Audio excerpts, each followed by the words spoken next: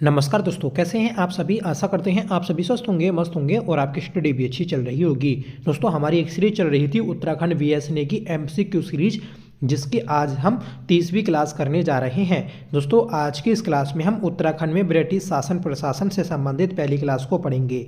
अगर आपने पिछली सभी क्लासेस नहीं देखी हैं तो प्लीज़ आप प्लेलिस्ट में जाकर देख सकते हैं और आप टेलीग्राम चैनल को भी ज्वाइन कर सकते हैं। वहाँ पर आपको पिछली सारी PDF सेंड कर दी जाएंगी। ठीक है, तो टेलीग्राम चैनल का लिंक आपको डिस्क्रिप्शन बॉक्स में दिया गया है, वहाँ से आप उसे ज्वाइन कर लीजिएगा। और आज की इस क्लास को भी आप लास्ट तक जरूर देखिएगा, आपके आने वाले एग्जाम्स के लिए ये सीरीज मोस्ट इंपॉर्टेंट है। तो चलिए शुरू कर लेते हैं आज की अपने इस क्लास को, जिसका पहला क्वेश्चन है, बताना है भारत की स्वतंत्रता 1947 तक ब्रिटिश गढ़वाल के अंतर्गत निम्न में से कौन से क्षेत्र थे। निम्नकुट से सही उत्तर का चयन करें। देखिए, भारत की स्वतंत्रता 1947 तक ब्रिटिश गढ़वाल के अंतर्गत कौन कौन से क्षेत्र आते थे, तो वह हमें बताना है। ठीक है, और सही कुट को फिर चुनना होगा। तो ब्रिटिश गढ़वाल के अंतर्गत आपके जो क्षेत्र आते थे तो उसमें है दोस्तों आपका एक पौड़ी, ठीक है, दूसरा है दोस्तों चमोली और तीसरा है दोस्तों रुद्रप्रयाग। उत्तरकाशी वाला क्षेत्र जो था तो ये टिहरी रियासत में आता था। तो इसका जो सही आंसर बनेगा 1, 2, 3, मतलब ऑप्शन सी सही हो जाएगा। तो याद रखिएगा कि स्वतंत्रता से पहले 1947 तक ब्रिटिश गढ़वाल में पौड़ी, चमोली, रुद्रप्रयाग, ठीक है, और ये सभी जो क्षेत्र थे तो ये कहाँ पर आते थे, ये आपके ब्रिटिश गढ़वाल के अंतर्गत आते थे। ठीक है, आगे बढ़ेंगे। बताना है कि उत्तराखंड में ब्रिटिश शासन का प्रारंभ किस वर्ष हुआ। देखिए, उत्तराखंड में ब्रिटिश शासन का प्रारंभ जो हुआ था तो वह 1815 में हुआ था। सही आंसर रहेगा ऑप्शन डी। 1815 से पहले कुमाऊं और गढ़वाल दोनों क्षेत्रों पर गोरखा शासन था। ठीक है, गोरखों को हराकर ब्रिटिश शासन स्थापित हुआ था 1815 में। ठीक है, तो याद रखें ऑप्शन डी आपका सही आंसर हो जाएगा।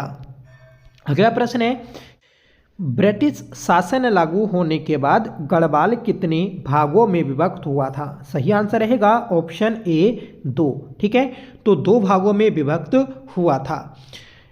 ये जो आपका भाग बटा हुआ था तो ये अलकनंदा नदी के कारण बटा हुआ था।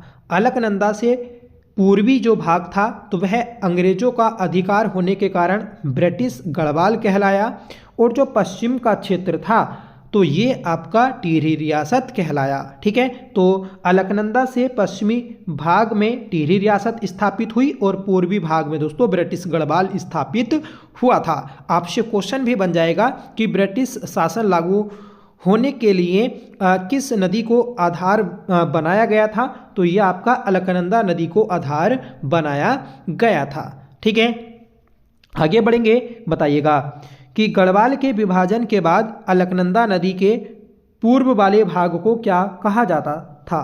तो अभी आपको बताया कि गढ़वाल के विभाजन के बाद अलकनंदा नदी के पूर्व वाले भाग को ब्रिटिश गढ़वाल कहा गया। सही आंसर रहेगा ऑप्शन बी। और पश्चिमी वाले भाग को दोस्तों टिहरी रियासत बोला गया था। नेक्स्ट क्वेश्चन है कि अलकनंदा के पश्चिमी भाग को क्या कहा जाता था। तो अभी आपको बताया टिहरी गढ़वाल। ठीक है,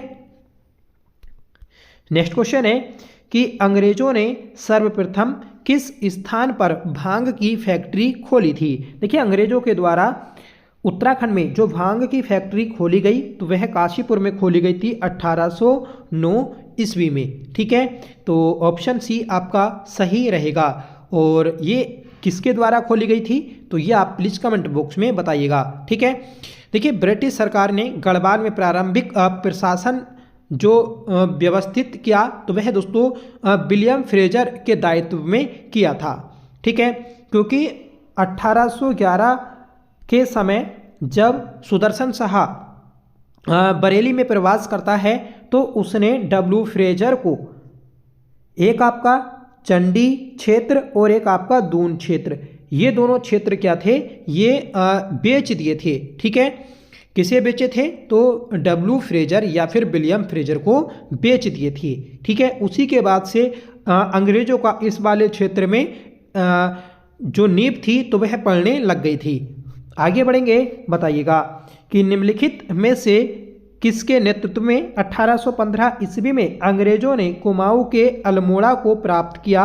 कूट के माध्यम से सही विकल्प चुने। देखिए 1815 में जब कुमाऊं कमिश्नरी की स्थापना हो गई, ठीक है, तो उसके बाद में अंग्रेजों के द्वारा कुमाऊं का जो अल्मोड़ा वाला क्षेत्र था तो वह ले लिया गया था। ठीक है, तो ये जो आपका लिया गया, ये कर्नल निकोलस और दोस्तों कर्नल गार्डनर, इन दोनों के द्वारा लिया गया था। तो इस क्वेश्चन का जो सही आंसर रहेगा तो वह आपका 1 और 3 हो जाएगा। 1 और 3 मतलब ऑप्शन डी। ठीक है, तो ऑप्शन डी आपका सही आंसर हो जाएगा। आगे बढ़ेंगे, बताना है कि एडवर्ड गार्डनर को ब्रिटिश कुमाऊं का प्रथम कमिश्नर कब नियुक्त किया गया? देखिए जब 1815 में उत्तराखंड में ब्रिटिश शासन स्थापित हुआ तो जो ब्रिटिश कुमाऊं वाला क्षेत्र था उसका पहला कमिश्नर मई 1815 में एडवर्ड गार्डनर को बनाया गया था। सही आंसर रहेगा ऑप्शन ए। और एडवर्ड गार्डनर का सहायक के रूप में जो डिप्टी कमिश्नर नियुक्त किया गया तो वह ट्रेल को नियुक्त किया गया था।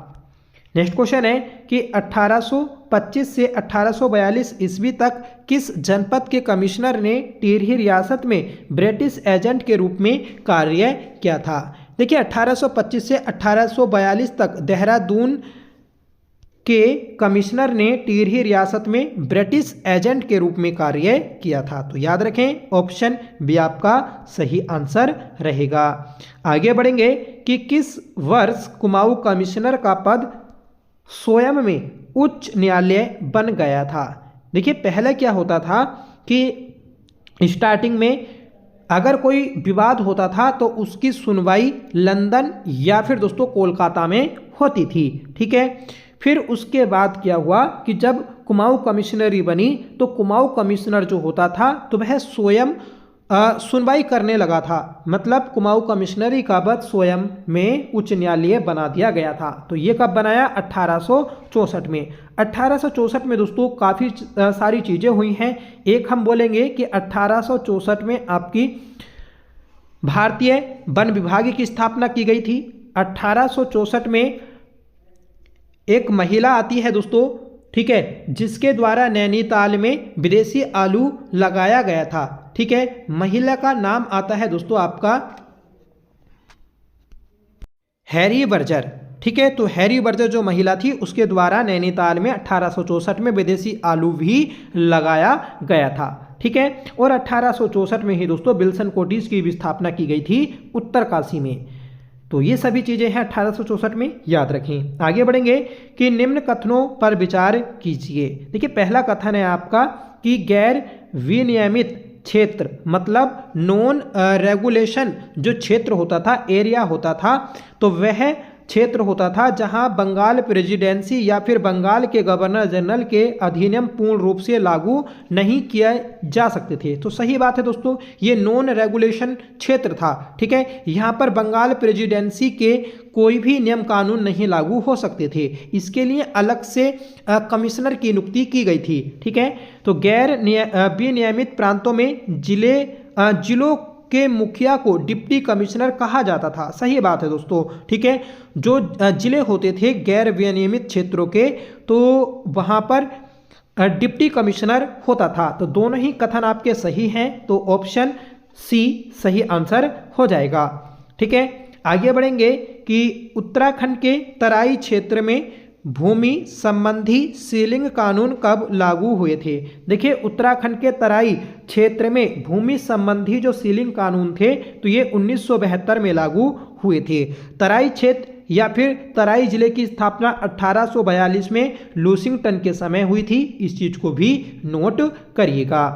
आगे बढ़ेंगे, बताइएगा कि कुमाऊं कमिश्नरी के तहत ब्रिटिश गढ़वाल जनपद का गठन कब किया गया था? देखिए कुमाऊं कमिश्नरी के तहत ब्रिटिश गढ़वाल जनपद का जो गठन किया गया तो वह 1839 में किया गया। सही आंसर हो जाएगा ऑप्शन सी।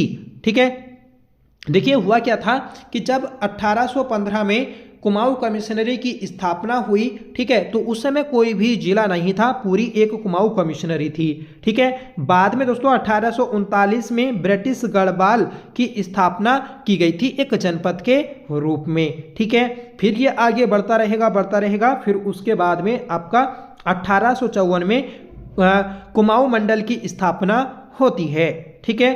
तो कुमाऊं मंडल और ब्रिटिश गढ़वाल जनपद ये 1854 से लेकर 1891 तक रहते हैं, और उसके बाद में जो कुमाऊं मंडल था तो उसमें 2 जिले बनते हैं, एक आपका अल्मोड़ा और एक नैनीताल, ठीक है। ये भी हम आगे पढ़ेंगे। नेक्स्ट क्वेश्चन है कि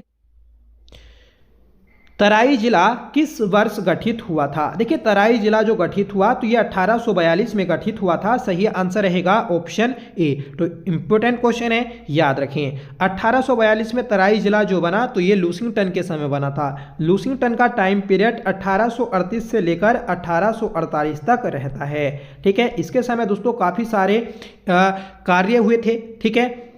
आगे बढ़ेंगे, बताइएगा कि 1815 में सर्वप्रथम किन 2 स्थानों के बीच डाक प्रणाली स्थापित की गई थी। देखिए 1815 में सर्वप्रथम अल्मोड़ा और श्रीनगर इन दोनों स्थानों के बीच डाक प्रणाली शुरू हुई थी। तो ऑप्शन ए आपका सही आंसर बन जाएगा। तो क्वेश्चन बनेगा कि कुमाऊं कमिश्नरी में डाक प्रणाली की शुरुआत कब हुई? 1815 में हुई थी। और ये डाक कहां से कहां तक गया? तो अल्मोड़ा से श्रीनगर तक गया था, ठीक है। देखिए मैंने आपको स्टार्टिंग में बताया कि 1815 में मई 1815 में कुमाऊं का पहला कमिश्नर एडवर्ड गार्डनर को बनाया जाता है, और इसका जो टाइम पीरियड था तो 9 महीने तक रहा था, ठीक है। इसी का एक सहायक नियुक्त किया गया था कमिश्नर ट्रेल को, ठीक है, जॉर्ज विलियम ट्रेल को। तो इसके द्वारा मतलब जो एडवर्ड गार्डनर था तो एडवर्ड गार्डनर के द्वारा प्रशासनिक कार्य किए जाते थे और ट्रेल के द्वारा भूमि बंदोबस्ती कार्य किए जाते थे, ठीक है। तो इस डाक प्रणाली को शुरू किया था ट्रेल ने, पर कमिश्नर कौन था? Edward Gardner. आगे बढ़ेंगे, बताना है कि निम्नलिखित में से कौन सा विकल्प गलत है। देखिए गलत विकल्प को हमें देखना है कि कौन सा ऑप्शन आपका गलत है। तो पहला ऑप्शन है कि 1891 में कुमाऊं को अल्मोड़ा तथा नैनीताल नामक 2 जिलों में बांटा गया। तो अभी आपको बताया कि 1891 में कुमाऊं को अल्मोड़ा और नैनीताल नामक 2 जिलों में बांटा गया था।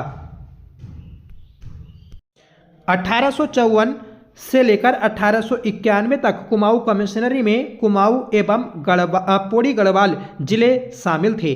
तो ये भी आपको बताया कि 1854 में कुमाऊं मंडल की भी स्थापना हुई, और कुमाऊं कमिश्नरी और पौड़ी गढ़वाल ये 2 जिले के रूप में रहते हैं 1891 तक। और 1891 में कुमाऊं में 2 जिले बने, एक अल्मोड़ा और एक नैनीताल, ठीक है।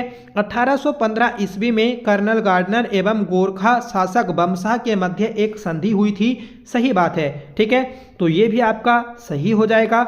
अगला ऑप्शन है कि 1818 में कर्नल गार्डनर को कुमाऊं का प्रथम कमिश्नर नियुक्त किया गया। तो ये गलत हो जाएगा। देखिए कर्नल गार्डनर को 1815 में नियुक्त किया गया था, ठीक है, जो कि कुमाऊं का प्रथम कमिश्नर बना था। तो इसमें ऑप्शन डी सही आंसर हो जाएगा। आगे बढ़ेंगे कि निम्न में से स्वतंत्रता के पश्चात कुमाऊं में 1947 से 48 तक किस व्यक्ति ने कमिश्नर का पद संभाला था। देखिए स्वतंत्रता के बाद कुमाऊं कमिश्नर जो बना तो वह के.एल. मेहता बने थे। सही आंसर रहेगा ऑप्शन सी। कुमाऊं कमिश्नरी में टोटल 24 कमिश्नर हुए, जिसमें से 23 अंग्रेज कमिश्नर और एक जो था तो वह दोस्तों भारतीय था, ठीक है। तो भारतीय कौन था? के.एल. मेहता, जो कि 24वां कुमाऊं कमिश्नर था, ठीक है। नेक्स्ट क्वेश्चन है कि निम्न में से के.एल. मेहता कौन थे। देखिए के.एल. मेहता अभी आपको बताया कि ये जो थे ये एक भारतीय कमिश्नर थे। सही आंसर हो जाएगा ऑप्शन बी।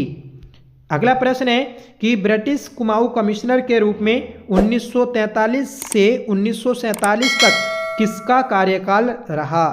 तो ब्रिटिश कुमाऊं कमिश्नर में जो कार्यकाल रहा है 1943 से 47 तक, तो ये डब्ल्यू फिनले का टाइम पीरियड रहा। सही आंसर हो जाएगा ऑप्शन सी। डब्ल्यू फिनले ये 23वें कुमाऊं कमिश्नर रहे हैं, ठीक है।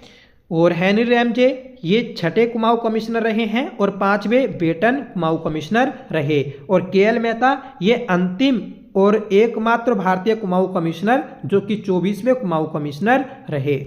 आगे बढ़ेंगे कि कुट के आधार पर उत्तराखंड राज्य में नियुक्त अंग्रेज कमिश्नरों का कालक्रम निर्धारित कीजिए। तो देखिए कालक्रम निर्धारित करना है कि पहले कौन कमिश्नर था, उसके बाद कौन बना, उसके बाद कौन बना, ठीक है। तो पहला जो कमिश्नर था तो वह गार्डनर था, दूसरा विलियम डब्ल्यू ट्रेल था, ठीक है। तीसरा जो बना तो वह बना था आपका गोवान के बाद में चौथा बना दोस्तों लूसिंगटन और 5वां बना दोस्तों वेटन और 6ठा बना था दोस्तों सर हेनरी रैमजे। तो इसमें जो आपका सही आंसर हो जाएगा 1 2 4 3, 1 2 4 3 मतलब ऑप्शन बी, ठीक है। ऑप्शन बी सही आंसर रहेगा। नेक्स्ट क्वेश्चन है कि असहयोग आंदोलन के समय कुमाऊं कमिश्नर कौन था। तो असहयोग आंदोलन ये हुआ था 1 अगस्त 1920 को। इस समय जो कुमाऊं कमिश्नर था तो वह दोस्तों पी विंडम था। सही आंसर हो जाएगा ऑप्शन डी, पी विंडम इंपोर्टेंट है क्योंकि दोस्तों इसका टाइम पीरियड आता है 1914 से लेकर 21 तक। इसी के समय आपके कुली बेगार आंदोलन और वन आंदोलन हुए थे। नेक्स्ट क्वेश्चन है कि कमिश्नर पी विंडम का कार्यकाल रहा तो ये 14 से 21 तक रहा। सही आंसर है ऑप्शन ए। अगला प्रश्न है कि भारत छोड़ो आंदोलन के समय कुमाऊं कमिश्नर कौन था।